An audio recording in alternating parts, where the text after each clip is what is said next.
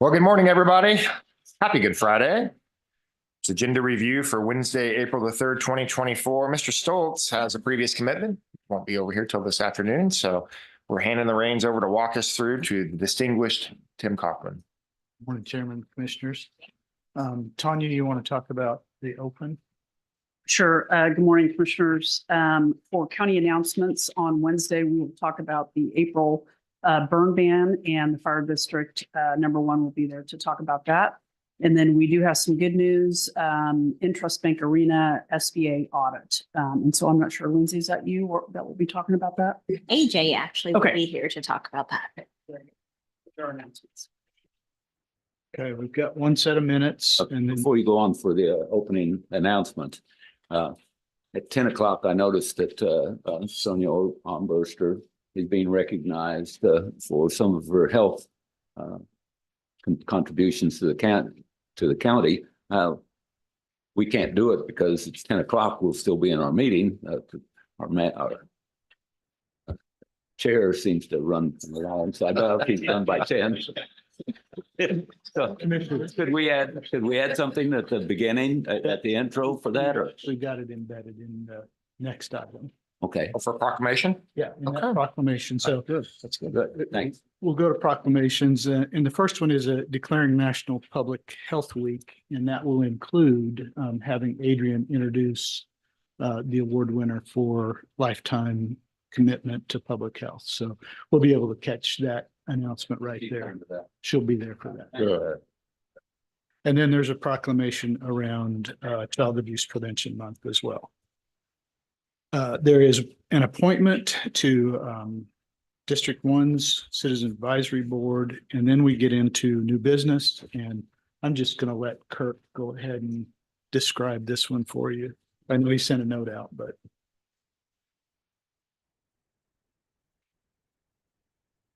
Morning, Kurt.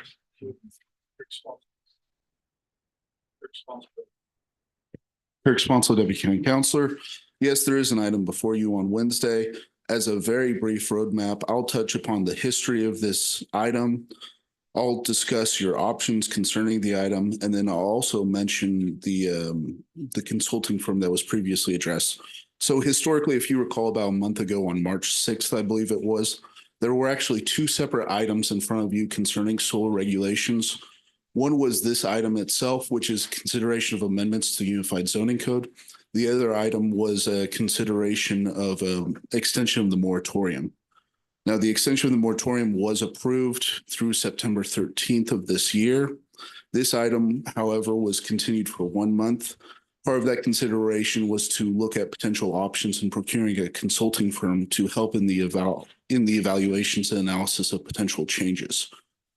Now, when this item comes before you on Wednesday, you will still have all of the prior options that you previously had, which would be to approve the proposed changes from the MAPC, to make modifications, to deny, to refer back to the MAPC. Also, procedurally, I do want to recognize that it was previously deferred for a month for the focus of a consulting firm. That procedural action would still be a consideration as well.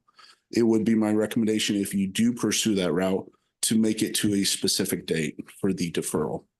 Now, in regards to the consulting firm, I don't want to say a lot publicly right now. It is a fairly fluid situation. With that said, there have been conversations ongoing. Some of the stuff I've seen at least shows some promise in terms of timeline, in terms of what might be analyzed. But like I said, it's fairly fluid. I don't want to get into it today. I hope maybe there might be some more solidified information in the near future. With that said, just so everyone's on the same page, based off of the presentation, based off of the language given at the March 6th meeting concerning the consulting firm, I think there were really 3 areas of focus that maybe were of interest in having a consulting firm look at. The first was the appropriateness and analysis of the proposed changes coming from the MAPC. The second point of analysis would be those areas of interest and regulations raised by the by the board, either at the previous meeting or at the staff meeting that was held a few months ago. And then the third would be potentially analysis of best practices and maybe some language that we haven't even really considered, if I may term it, maybe blind spots. So those are kind of the areas of focus that I interpreted based off the prior comments of the board. Is there anything else of interest beyond those three general topics? Go ahead, Pete. I think that covers it to refresh your memory. So the appropriateness of the MAPC's recommendation, they're gonna look at that. The areas of influence, areas or item and best practices. Yes, and I would clarify the areas of influence. That was one of, I think, several different topics that were raised by the board previously. So I think it would Right, encompass all of those in broad topics. Yeah, Yes. in broad. That's the way I kind of recall it. You all can. Okay. Yeah, the thing I keep saying is I don't know what I don't know. Right. And so we need this national review to see what other organizations have really thought of that we haven't thought of. So that is an appropriate thing to add to that contract. Okay. Well, with that, I can stand for questions, but I think that kind of lays out the general history of this item. Certainly some of the things you can consider at the meeting and some general information. Very good. Other questions? There, okay, I think we're good. Thanks, Kurt. Thank you. Go ahead, Tim. Okay, item F is a resolution amending the debt finance policy. Lindsay has talked about that before, but she'll present that again and give you an opportunity to weigh in on that. Item G is the report of bids and board of bids and contracts. There are three items there for you.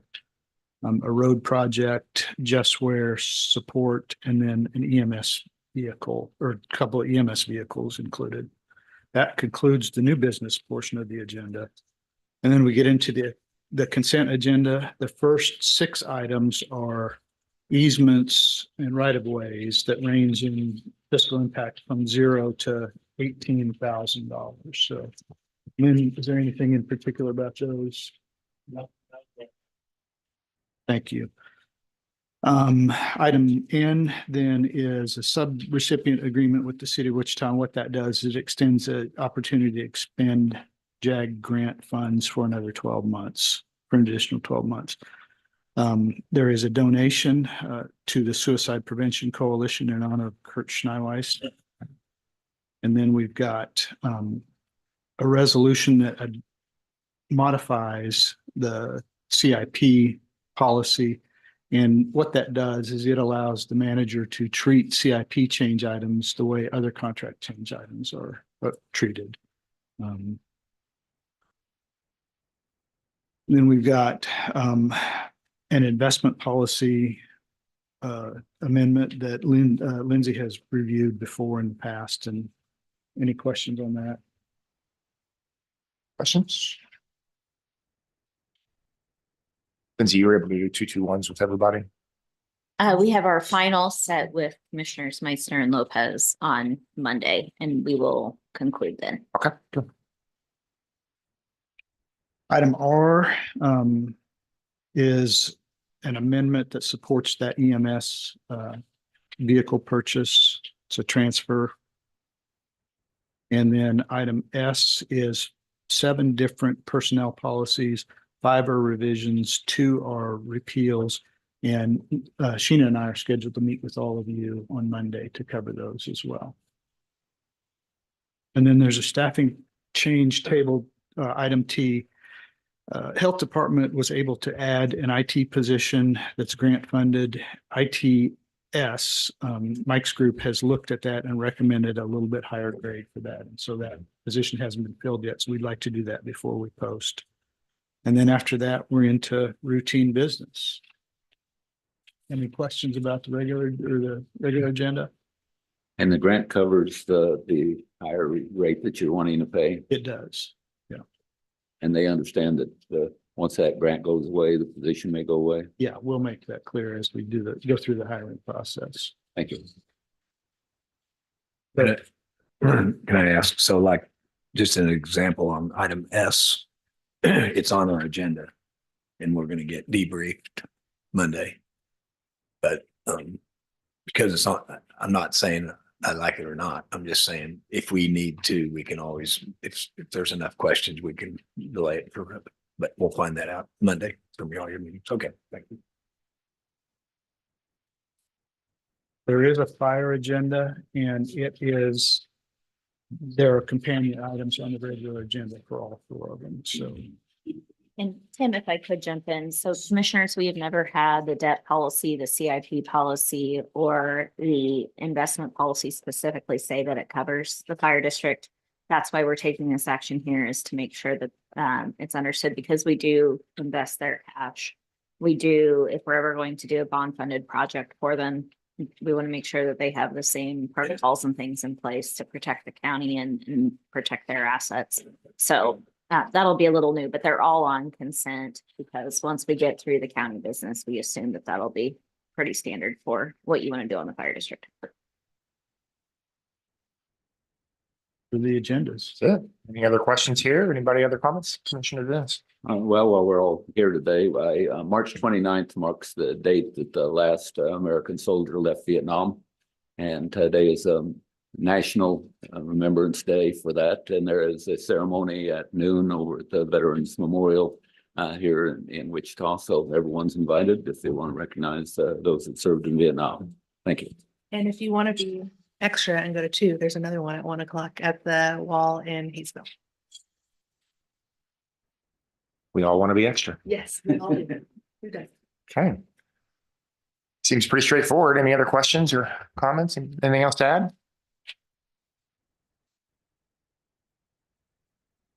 Belabor everything, but it seems like fast moving. Any chance that we've talked with Jason Watkins regarding some? Tom and I meet this afternoon. He did send a message to Jason. We had talked to Tom, to be completely clear. I talked to Tom yesterday about some of the heartburn we have that I personally have in the RHID program, and the need to potentially change the program from the state level to give a little bit more autonomy to local governments for carve outs and such. And Commissioner Howell and I visited about it, and I said, do we have to wait till next year to have this conversation with the legislature? And we felt that there might be an opportunity, if leadership was aware of some of the heartburn and some of the what we see as needed changes in the program, that they might be able to do some work and attach it to as an amendment to the tax bill. So we requested that Watkins maybe just kind of get some feelers out there to see where that's at. I think it'll be consequential to our opinion of what happens in our HID. Do we know the likely timeline for the tax bill? I assume that they're going to be meeting today in Senate tax. From there, I'm a little bit unsure of the process at this point, since it's already so late in the session. If it goes back to conference at that point, or goes back to the House, I assume it's got to pass the body of the Senate, at least with whatever changes are made to the House tax. And then from there, I don't know if it goes back to conference or back to the House. I'm not sure what the progression is at this point. And if we do want to make a change, if we can make the change potentially in the Senate committee or on the Senate debate, and that debate probably won't happen before Monday, I would assume.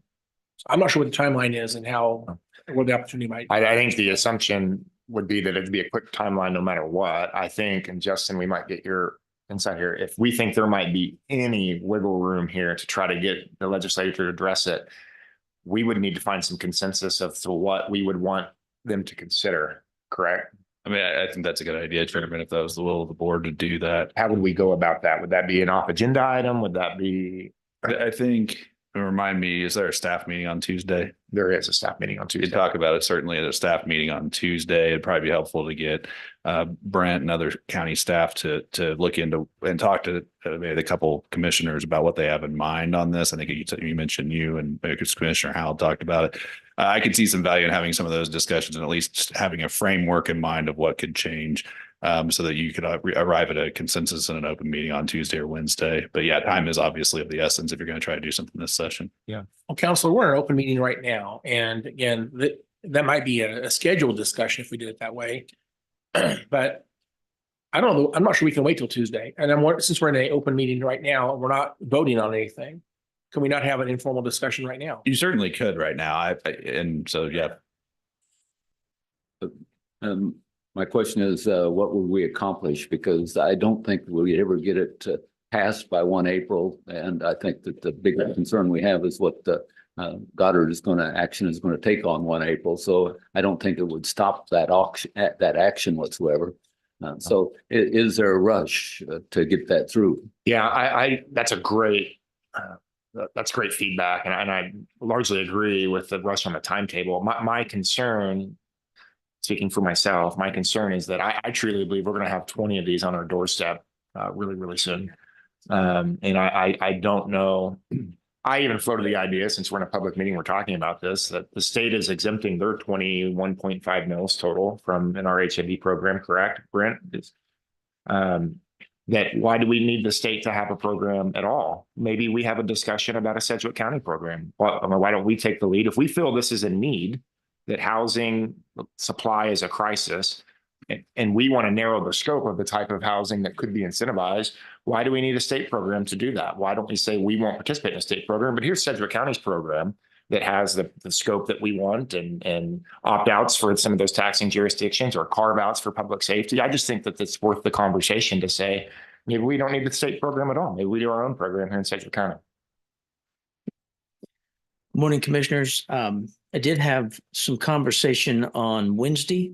There were some city administrators and other economic developers at a meeting that I was at. We kind of talked about where the county is at this point in consideration of RHID, some of the heartburn that we have, and just kind of laid out those items that we talked about earlier about how we would view adverse effect to the county. And there seemed to be pretty general consensus among the folks there that they get where we are. They appreciated that communication. But to your point about the ability to make any real to alter the types of the plan, it's pretty limited to what we can do, because once one of these plans is in place, a district is created and the commission allows it to happen, pretty much at the will of the city to give us instruction to turn it off if that level of increment has been increased, or if a certain time period is reached. So we don't have any authority to turn it off, is what you're saying? That's the way I understand Go it. ahead, Justin. Yep. Thanks, Chairman. I did want to note that I think one possible avenue, and I don't know how realistic this is to achieve legislatively, to the extent of these statutes are uniform today, meaning we couldn't charter out of them with a charter resolution. If they were made non-uniform in some way, then I think there'd be the possibility that with the supermajority vote, the Board of County Commissioners could potentially charter out of the statute. So if there was a will to push to make these statutes to where they weren't uniformly applied across all 105 counties, then there would be an avenue to essentially charter out of that if 4 or more commissioners wanted to do something. I think that's a possible way to do that, to where it wouldn't upset the apple cart necessarily changing how every other county does this, but would give you some more autonomy over a localized program. Go ahead. But rather than getting the state involved in it, if we had this policy in place and it was evident to every city in Sedgwick County that these are the guidelines that we're going to go by no matter what. And if you don't meet these guidelines, we're going to disapprove it. So that sets that aside. But to the chairman's point, where maybe we need something where we could do something to help out the cities, that would be a separate policy that we could develop here. But the first policy is one that we're going to have to put in place because we don't have any guidelines. So I think it's a two-prong, and I think we could work it locally and not get the state involved in it this time, and then put it on the legislative agenda next year if that's the will. What are your thoughts on that, Justin, in regards, or Brent, to what if I'm speaking for myself? I don't like state program. I think there's some gaps that are frustrated for us. But I do see a need for housing, and particularly a narrowed scope of what infill, specifically affordable, what was deemed as affordable housing, creating a policy for Sedgwick County and rallying our 20 cities on those things. I guess a couple of thoughts I'd have is, one, I think it's kind of a policy call for the board as a whole, but I think you could seek the expertise from Jason, and his knowledge in terms of how achievable it might even be in this session. I think that conversation is soon to happen, it sounds like. But also, I think it's kind of the will of the board, how you would want this to look. What I'm hearing, I think, a little bit is that from what you're saying, Chairman, is that you have an interest in maybe seeing if there's some slight modifications that may not be allowed currently under our HID statutes that you'd like to see about locally, that or flexibilities. And that could either be done through, I mentioned the chartering option.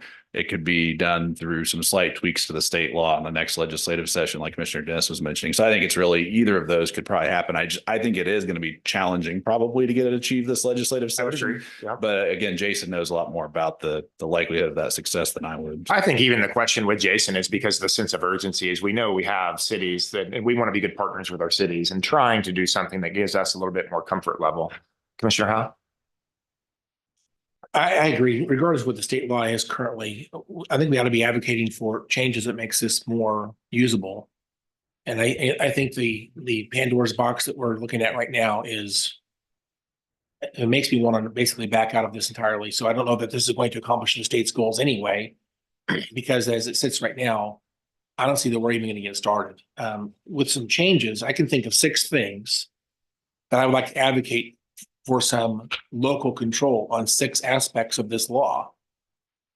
And before I even get to that, I'll list those 6 things in just a second, but let me understand something. If somebody was to build single family housing under the RHID law as it currently sits, does the homeowner pay, if you will, again, the tax dollars are technically still collected, they're just redirected towards something like infrastructure or land, correct?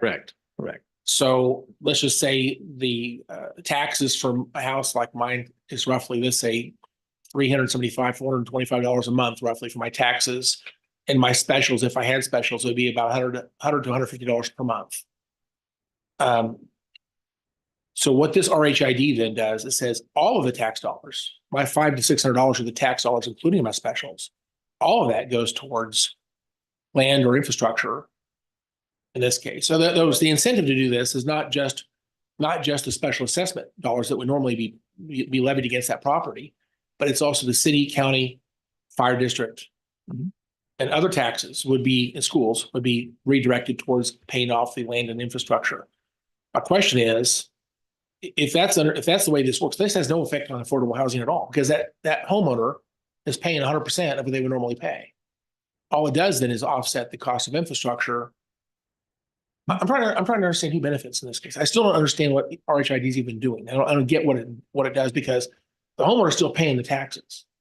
They're just going to pay for infrastructure like a TIF district would.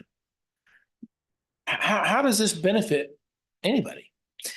In that example that you gave, one of the things that we might see is the RHID is used to pay the special assessments if those were levied. It might be used to replace special assessments rather than having the city issue debt. Maybe you have a developer pay up front, and then as taxes are collected, those incremental taxes go to reimburse the developer for the infrastructure costs that they bore. So there are different ways that it could be structured. And if you have 20 plans, you're going to have 20 different. So I have a development in my district scenarios right now where I believe the special, what we consider special assessment for infrastructure is apparently applied to the lot costs. So if you want to buy a lot, you're paying for that up front. The way it looks to me. I believe that's another way of structuring this, but so let me to put this in perspective, then about 1/4 of my pay, if I had specials, about 1/4 of what I pay out per month or per year is going towards special assessment for infrastructure for my home. In this case, we're going to multiply it times 4, because it means all of the taxes for my schools, my city, my county are all going towards the same thing. So yes, once the infrastructure is paid off, the way this is currently structured, that money continues for up to 25 years. I guess it would be 25 years. Who does the money benefit at that point? Infrastructure's paid off, land's paid off. Who's getting the money?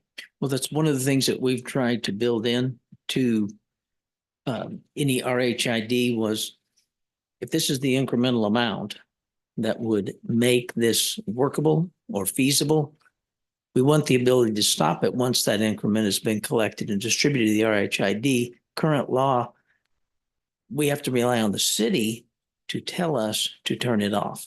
We don't have that ability to do that. But right now it's set up for 25 years. And so unless someone, I'm not sure even, can the cities even stop it? during They that can. 25 year? Okay. Certainly. So that brings me to my sixth point, my 6 points. Do you mind if I ask a follow-up on that? Already go ahead. Are they forced to stop it when the incremental is paid? Or can they just choose to allow it to continue? Well, it's probably in their best interest to stop it because now those incremental taxes are going to flow back to the city. But we have to rely on them to say the development agreement was satisfied. Now, one of the things that we've built in as a policy consideration is give us an accounting on an annual basis. We know how much has been distributed to the RHID because the treasurer does that. We know what they said was the amount that would be required, the reimbursement amount or the amount for the RHID. So we're going to kind of know when those meet, but maybe they got a 2-year lag to pay for some of those expenses they've collected, but they don't have anything to reimburse. Okay. So then it keeps going. They shut it off. We do go through a process of reimbursement and then just redistribution back out to the taxing subdivisions. So it's cumbersome at this point. If we know enough money's been collected, distributed to the RHID, and could stop it, it certainly puts more control at the county level. Go ahead, Commissioner. So I have 6 things, and let me split these up into 2 camps. Yeah. First one, the legislature's not going to like. Let me just start with that one, though. I think they should not exempt themselves from 21.5 mils. So my first recommendation would be to change that. Don't exempt yourselves out of this. If this thing is going to exist, that's for the state as well. So that's camp 1. Go ahead. One point on that. In talking to our external counsel, bond counsel, they've indicated that RHIDs that are in existence, some have exempted the 20 mils, some have not exempted the 20 mils, some have done the 8 mils for capital outlay that's excluded in TIF statutes, but not spoken to in this. So the proposal that we've heard about from Goddard, they're planning to exempt 20 mils, maybe the 8 mils on capital outlay, and the 1.5 for state, which they're not a political subdivision, so they're not part of it. So what you're saying is the law is ambiguous on this topic, and it's interpreted differently in different parts of the state. That's what I'm saying. So we need to have them clean this up. Number one, clarify what actually is to be exempt or not exempt, what's qualified to be exempt and what not. Again, if there's a local decision to be made, clarify that too. Mhm. But regardless, this needs to be cleaned up because it's ambiguous and not clear in statute what actually should happen. And the ambiguity has to be dealt with. Agreed. So that's step 1. I would actually advocate, if they are going to allow this at all, if they're going to simply mandate that city, school, fire district, and county are abated on taxes, that they must include the 21.5 mils. I think that, my opinion is that should be included.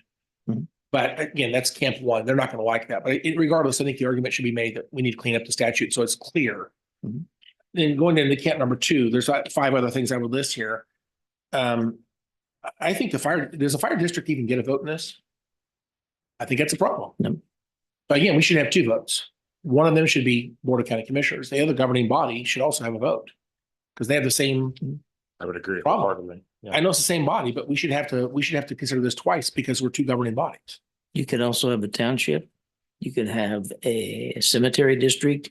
You could have other types of Right. special districts that would be foregoing their incremental revenues. So I think that's a problem in the law. Second on my list of 5, I think they should make it so that one entity can pull out and that without affecting another entity's decision. So if fire district wanted to be out and the county commission wanted to be in, that should be allowed. Or if the schools want to be out and the county and city want to be in, that's fine, or whichever. I mean, my point is, why make it all or none? To me, it seems like it should be. One veto should not do the whole. That's right. I think, and that's one of my problems with TIF districts is I think that it's an all or none decision that impacts every taxing jurisdiction. But at the end of the day, if one of them needs to be out for some reasonable thought process, it shouldn't kill the whole thing. I think we should have some allowance for one to be in and one to be out. That, I think that should be part of our request to the state. I think much like some other incentives out there, we should have a percentage of abatement. In other words, if you want to do 50% abatement for a number of years, I think we should be allowed at 50% or 75% abatement options. It should not be a 0 or 100. It should be something allowed in the middle. That's another point. I think it's number 3 I just made. Number 4, I think we should have a time certain. It should say, again, once infrastructure is paid off, it shouldn't be a city decision whether or not that is ended at that point. It should be a date certain or a certain payoff period. To say if the infrastructure under this abatement is paid in full, it should be suspended at that moment. So it should be a date certain or when something's paid off, whichever comes first. Mhm. That should be part of this allowance. I think that's number 4. And maybe I lost track of my count here. Anyway, that's really the points I wanted to make. I think that those things, those ought to be proposed, if you will, for fixes to this law, for us to actually use it reasonably. Yeah. One more, so Jason. Yeah.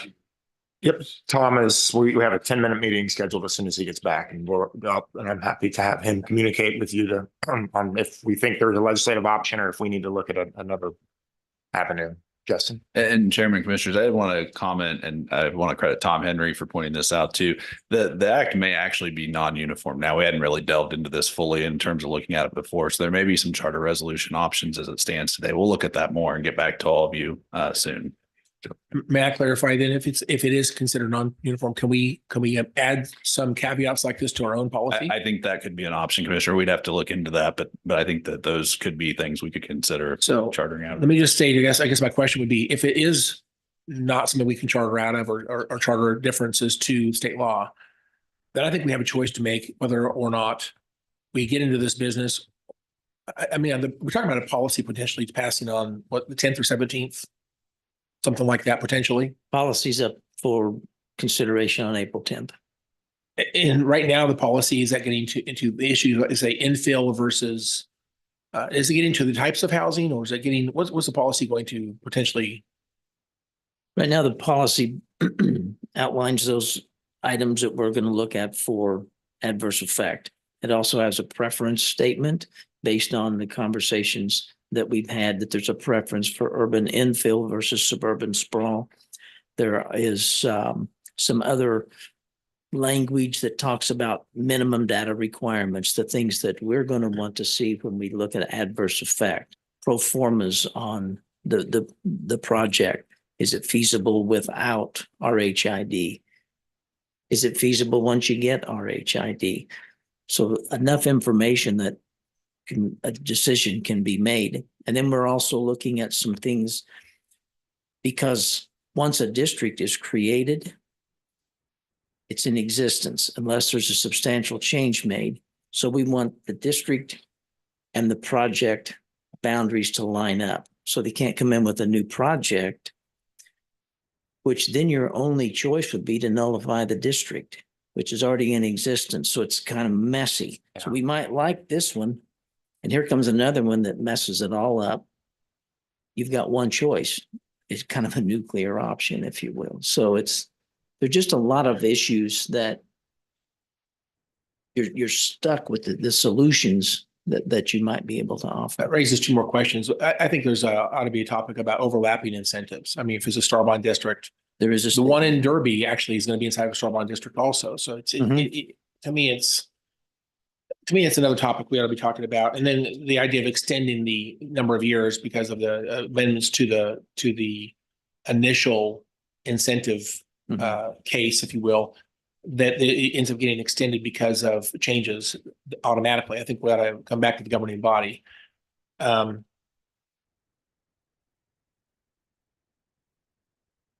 I lost a thought. I'll come back to it in just a second. Quick question. If we can charter out, how long the process is that?